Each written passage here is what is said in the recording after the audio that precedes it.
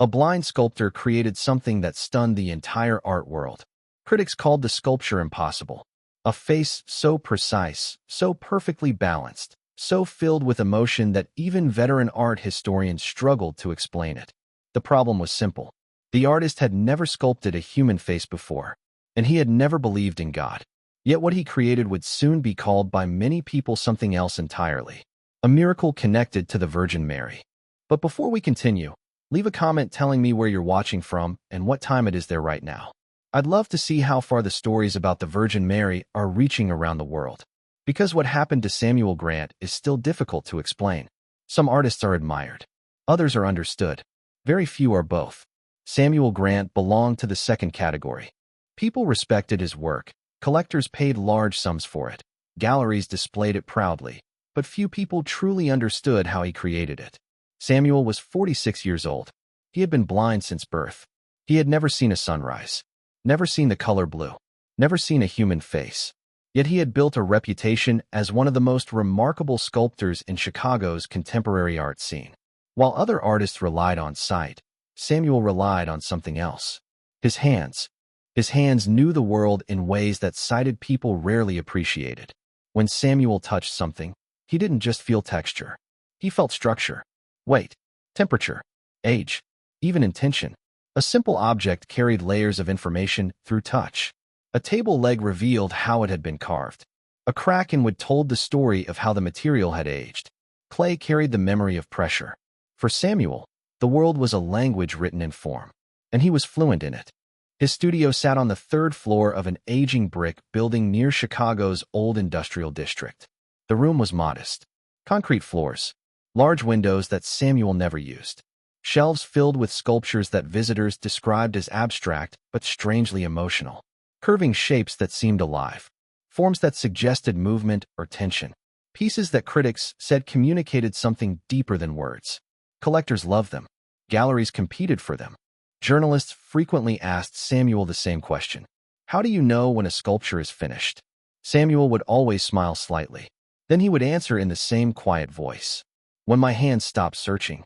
But there was something about Samuel Grant that very few people knew. He lived completely alone. No wife. No children. His parents had died years earlier. The few friends he once had gradually faded out of his life. His studio was not just his workplace. It was his entire world. The clay was his companion. The silence was his routine.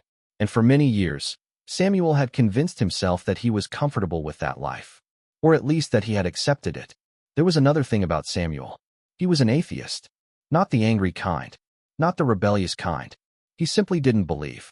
Faith had never made sense to him. How could you believe in something you could not see? Something you could not touch? Something you could not measure? Samuel trusted things that could be tested. Physics, chemistry, material structure. Those things were real. Clay behaved according to rules. Stone fractured according to pressure. The universe, as far as Samuel understood it, followed laws, not miracles. Abstract sculpture had become his closest thing to prayer. It gave his life structure, purpose, meaning. And for decades, that had been enough. Until March of 2024. The trouble began quietly. The worst problems always do. At first, it was just a slow drop in sales. 1 month without a purchase. Then another. Then another. Samuel assumed it was temporary. Art markets fluctuated. Trends changed. Collectors came and went. But then the phone call arrived. It came from Richard Morrison, the gallery owner who had represented Samuel's work for nearly 8 years. Richard's voice carried something Samuel immediately recognized. Pity. Samuel, I'm afraid we're going to have to cancel the spring exhibition. Samuel said nothing for a moment. Is there a problem with the work? He asked calmly. No, Richard replied quickly. Your work is excellent. It's just the market. Samuel waited. Richard sighed. Abstract sculpture just isn't selling like it used to. Collectors want figurative work again. Portraits, faces, things people recognize. Samuel felt the words like a quiet weight pressing down on his chest. After a short pause, he said simply, I understand. They ended the call politely. Samuel placed the phone down. Then he sat in silence for a long time. The studio suddenly felt larger than it had before. And emptier. The rent was 3 months overdue. The landlord had been patient. Samuel had lived there for nearly 15 years. But patience had limits. On the workbench in front of him sat something important. The last block of high-quality Italian sculpting clay he owned. Expensive, rare, the kind of material reserved for something special. Samuel ran his fingers over its smooth surface. The clay deserved to become something meaningful. But what? And for whom? The nights grew longer. The silence heavier. Samuel spent hours sitting in the studio without working, without inspiration, without direction. Have you ever experienced that feeling? The sense that you are drifting through empty space without a destination? Samuel knew that feeling well. And slowly, quietly, he began to drown in it. The dream came for the first time on a Tuesday night. Samuel had struggled to sleep. His thoughts kept returning to unpaid bills, to the canceled exhibition, to the frightening possibility that his career might be ending. Eventually, exhaustion took over. And then the dream began. In the dream, Samuel sensed a presence. He could not see. He never could. But something felt different. Someone was there, standing close, watching. Then he felt something he had not felt in many years. A touch. Soft hands gently touched his face. Not frightening, not surprising, just gentle. The kind of touch that carried care, understanding, comfort. Samuel had almost forgotten what that felt like. The hands guided his own hands upward, slowly, carefully, until his fingers touched a face. Not just any face. A face unlike anything he had ever felt before. His fingers moved slowly, across the forehead, along the curve of the nose, across the smooth cheeks, the chin. Every proportion was balanced, every line calm, every surface peaceful. And then something else, a feeling Samuel struggled to describe.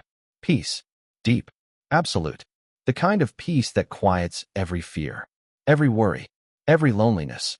For a moment, Samuel felt completely safe, completely understood. When he woke up, his hands were tingling. He lay in bed quietly. Then he spoke softly into the darkness. Strange. He dismissed it. Just a dream. The brain processing stress. Nothing more. But the next night it happened again. The same presence. The same gentle hands. The same face. The same overwhelming peace. And the night after that. And the night after that. By the third night, Samuel tried to stop it. He drank strong coffee before bed. Left the radio playing. Anything to avoid sleep. But it made no difference. The dream came again. And this time something else came with it. Not words, but a message. Clear. Certain. You are not alone. Samuel was a man of science. Dreams meant nothing. The brain created illusions. Memories. Chemical reactions. Yet after 7 nights of identical dreams, doubt began to creep into his mind. Something about the experience felt different. Too precise. Too detailed. Too consistent. And each morning he woke with that same strange sensation in his hands, as if they had been working during the night. On the 7th night, Samuel woke suddenly at 3 a.m. The dream had just ended, but something felt different. The crushing loneliness that had followed him for months had weakened. It was still there, but it felt distant, as if someone else now occupied the silence with him. Samuel sat up in bed, then slowly stood. His footsteps echoed quietly as he walked across the apartment toward the studio. He stopped in front of the workbench. His hands found the block of Italian clay. Cold, smooth, perfect. This is madness, Samuel said softly. But he began preparing the clay anyway. He wet his hands. The damp surface softened beneath his fingers. Samuel closed his eyes. A meaningless habit for someone who had never seen. Yet it helped him focus. Then he allowed his hands to search. Normally Samuel worked with a clear idea, an abstract concept, a form he wanted to explore. But tonight was different. Tonight, he simply followed a memory. A sensory memory from the dream. The curve of the forehead, the shape of the cheeks, the quiet balance of the face. His hands moved slowly through the clay, guided by something he could not explain. 3 hours passed. When Samuel finally stopped, exhausted, a basic shape had emerged. A head, a face beginning to form. Samuel touched it carefully, and for the first time in his life, he realized something impossible. He was sculpting a human face. Samuel's hands continued moving slowly over the sculpture. From the shoulders, down along the mantle, tracing the gentle folds of clay that draped over the head. His fingers followed every crease carefully. The way the fabric curved. The way it settled naturally across the shoulders. The subtle lines where gravity pulled the material downward. And suddenly something inside him snapped into place. A memory exploded into his mind with such force that Samuel staggered backward. Small hands. His own hands. But younger. Much younger. 5, maybe 6 years old. Another hand rested over them. Larger. Warm. Gentle. Guiding his fingers across something cool and smooth. And a voice. A voice he had not heard in more than 40 years. Do you feel it, Samuel? A pause. This is the face of the Virgin Mary. She will always take care of you, my love. Always. Samuel gasped.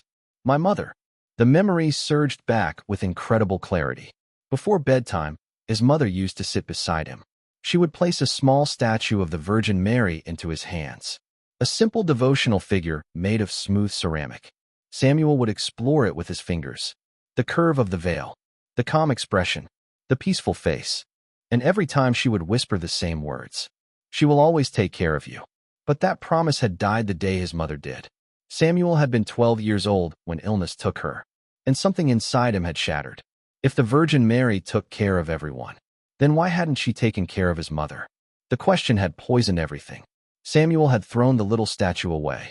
He had rejected the promise, rejected faith, rejected the idea that anyone was watching over him. And over time, he buried the memory so deeply that it nearly disappeared completely. Until now. Samuel's hands trembled over the sculpture. He moved them slowly across the face again. The forehead, the cheeks, the veil, the proportions, the shape. It was identical. Identical to the small statue his mother had once placed in his hands. No, he whispered. His voice cracked. No, that can't be possible. But hands do not lie. Hands remember things the mind forgets. Samuel had buried the memory for decades. Yet somehow his own hands had recreated it perfectly, without realizing it. His knees weakened. How? He whispered to the empty studio. How is this possible? And then something happened that Samuel could not explain. At first the scent was faint, barely noticeable. Then it grew stronger, until it filled the entire room. Roses. Fresh roses. The fragrance was unmistakable. Samuel froze. There were no flowers in the studio. There never had been. He kept no plants. Nothing with any fragrance. Yet the scent was real, strong, pure, as if someone had just brought a massive bouquet into the room. The fragrance surrounded him, and with it came that same feeling from the dreams, that quiet presence. But now Samuel understood. It was you, he whispered. His voice trembled. In the dreams, it was always you. His legs gave out. Samuel collapsed to his knees on the cold studio floor. Decades of certainty collapsed with him. Years of anger. Years of loneliness. Years spent convincing himself that faith was only illusion. Everything broke apart at once. Samuel began to cry. Not quiet tears. Deep, uncontrollable sobs that rose from somewhere buried deep inside him. My mother was right, he cried. You always took care of me. His voice echoed through the empty studio. Even when I rejected you. Even when I blamed you. The scent of roses lingered around him like a gentle embrace. Forgive me, he whispered between sobs. Forgive me for blaming you. Forgive me for believing I was alone. Samuel pressed his palms against the floor. His body trembled as years of pain poured out of him. And then something even stranger happened. Samuel blinked. Something felt different. He blinked again. For 46 years, Samuel had known only complete darkness. But now, the darkness wasn't absolute. There was something else. Light. Not clear images. Not defined shapes. But light. A soft glow that seemed to exist beyond the darkness. Samuel raised his hands slowly in front of his face. And for the first time in his life, he saw something. Blurry outlines. Shadows. The faint shape of his own fingers against a pale glow. My God, he whispered. And for the first time in 46 years, those words were not an empty phrase. They were prayer. They were surrender. Slowly Samuel turned toward the workbench, toward the sculpture. He could not see details yet, but he could see its shape, its silhouette standing in the dim light of the room. The scent of roses began to fade gently, but the light remained, blurred, incomplete, yet undeniably real. And the peace he had felt in his dreams now lived inside him. Samuel remained on his knees for a long time. Minutes, maybe longer. He didn't know. Time had stopped meaning anything. When he finally stood again, his legs trembled. He leaned against the workbench beside the sculpture. His hands moved gently across the clay once more. But now he touched it with reverence. Thank you, he whispered softly. Thank you for not giving up on me. Thank you for waiting. The final trace of the rose fragrance slowly faded. But Samuel knew. Something had changed forever. Not only in his eyes, but deep within his soul. 3 days later, on Monday morning, Richard Morrison arrived at the studio. The same gallery owner who had canceled Samuel's exhibition months earlier. He had come only to return a few sculptures that had been stored in the gallery's warehouse. Nothing important, nothing urgent. But the moment Richard stepped inside the studio, he stopped. At the center of the workbench stood the sculpture, the Virgin Mary. Sunlight from the tall windows fell directly across the figure. Richard didn't move. He didn't speak. 5 full minutes passed in silence. Samuel stood quietly nearby. He said nothing. He let the sculpture speak for itself. Finally, Richard whispered, "Samuel, what is this?" "A sculpture," Samuel replied calmly. Richard shook his head slowly. "I know it's a sculpture. But how? You've never sculpted figures. Never faces. And this?" He stepped closer. "The proportions are perfect. The expression." He paused. "There's something in it I can't explain. It's not just skill. There's presence." Samuel remained silent. Richard slowly circled the piece, studying it carefully from every angle. Finally, he stopped. "This is the Virgin Mary," he said quietly. Not as a question, as recognition. "Yes," Samuel replied. Richard frowned slightly. "How did you manage this? Did you study religious sculpture? Byzantine icons? Classical Marian statues?" "No," Samuel said. "Then how did you capture this expression?" Samuel hesitated. "How do you explain something that has no explanation?" Finally, he answered softly. "She showed me." Richard looked at him for a long moment. Then he nodded slowly. "Samuel, this needs to be exhibited. Immediately. This week if possible." "You can exhibit her," Samuel said calmly. "But she's not for sale." Richard blinked. "What?" "Samuel, do you realize how much?" "She's not for sale," Samuel repeated firmly. "She never will be. You can exhibit her. But she stays with me." Richard looked as if he wanted to argue. But something in Samuel's voice stopped him. "All right," he said finally. "Exhibition only." 3 days later, the exhibition opened. Richard placed the sculpture in its own separate room. Simple lighting. No decorations. No other artwork. Just her. The response surprised everyone. Art critics who normally dissected artwork with cold technical language walked into the room and fell silent. Some stood for minutes. Others for half an hour. Visitors who entered laughing and talking lowered their voices. Without realizing it, the room became quiet, as if the sculpture demanded it. One critic later wrote, "The proportions follow classical Marian iconography with perfect precision. Yet technique alone cannot explain the effect of this sculpture. There is something else present. Peace, compassion, a sense of quiet grace that seems to transcend the material itself." The reviews appeared almost immediately. One critic wrote, "In 30 years of studying sculpture, I have never witnessed a work affect people this way. It is not merely beautiful. It is transformative." Another article described the sculpture in simpler terms. People enter the room speaking loudly. They leave in silence. No one seemed able to fully explain why, but everyone felt it. Then the offers began. At first they were modest. $10,000. Then $20,000. Soon $50,000. Within a week, one collector offered $80,000 for the sculpture. Samuel refused every single offer. "She's not for sale," he said calmly. Some collectors assumed he was negotiating. They increased the offers. But Samuel never changed his answer. "She's not for sale. And she never would be." Yet the exhibition produced something else entirely. Commissions. Requests began arriving almost immediately. A small church asked Samuel to sculpt St. Francis of Assisi. A Catholic family requested a sculpture of Jesus Christ for their home chapel. Another parish wanted a complete set of Stations of the Cross. Within weeks, the phone in Samuel's studio began ringing constantly. Richard Morrison was ecstatic. "Samuel, you found it," he said one afternoon. "Sacred art. That's the market now. That's where the demand is." But Samuel knew something Richard didn't. It wasn't about the market. It wasn't about money. It was about purpose. For the first time in his life, Samuel felt that his art had meaning beyond personal expression, beyond abstract shapes, beyond the search for form. Every sculpture he created now felt like something more. A prayer, a testimony, a quiet way to share what had happened to him that night in the studio. Samuel began accepting commissions.